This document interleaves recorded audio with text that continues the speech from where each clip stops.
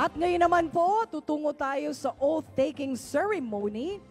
Sa puntong ito, tunghayan natin at tawagin si Camarines Norte Governor Ricardo Padilla bilang chairman ng Regional Development Council ng Region 5. Inaanayahan po natin ang ating mahal na Pangulo at ang ating DILG Secretary Benner Abalos para pangunahan ang oath-taking ceremony.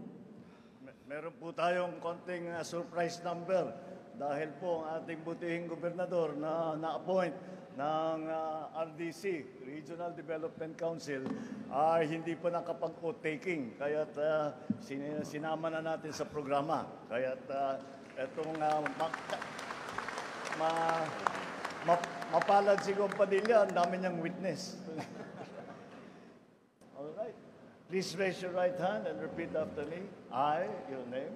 I, Governor Ricardo Robledo Padilla, Having been appointed to the position of your position, having been appointed to the position of Regional Development Council Chairman, Region 5, do hereby solemnly swear do hereby solemnly swear that I will well and faithfully discharge, that I will well and faithfully to discharge the best of my ability, to the best of my ability the duties of my present position the duties of my present position, and of all others I may hereafter hold and of all others that I may hereafter under hold the Republic of the Philippines, under the Republic of the that I will Philippines, support and defend that I will support and defend the Constitution of the Philippines, the Constitution of the Philippines, that I will obey the laws, that I will obey the laws, legal orders, and decrees legal orders, and decrees promulgated by the duly constituted authorities promulgated by the duly constituted of authorities the Republic of the Philippines, of the Republic of the and Philippines, that I impose this obligation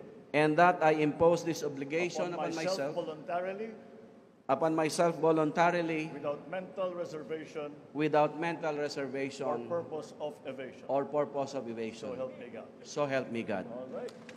Mabalos po, mahal na Pangulo, at congratulations, Governor Padilla.